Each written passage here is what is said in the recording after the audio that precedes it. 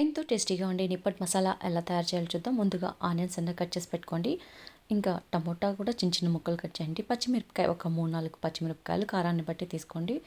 కొత్తిమీర సన్నగా కట్ చేయండి.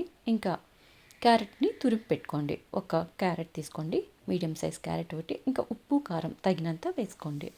మీరు తీసుకునే నిప్పట్లను బట్టి అవి యాడ్ చేసుకోండి. ఉప్పు కారం నేనైతే మొత్తం 8 తీసుకున్నాను నిప్పట్లు. సన్నగా చిన్నగా క్రష్ చేసి వేసుకోవాలి.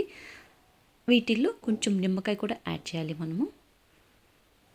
ఇలా చిన్నగా కట్ చేసుకున్నాక కొంచెం నిమ్మకాయ యాడ్ చేసుకోవాలి. ఎక్కువ పట్టదు, కొంచెం చాలు.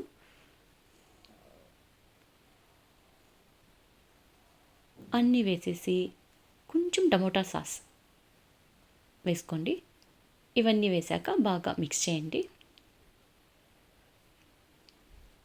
ఇది పిల్లలకైతే చాలా చాలా బాగా నచ్చుతుంది.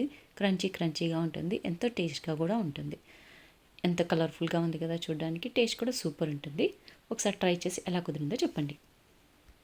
నిప్పటి మసాలా అలా ఎలా వస్తుంది? ఏదో ఎక్కువ ఉంటుంది కదా, ఉప్పు కారం చెప్పు, బాగా టేస్ట్ చేసి చెప్పు.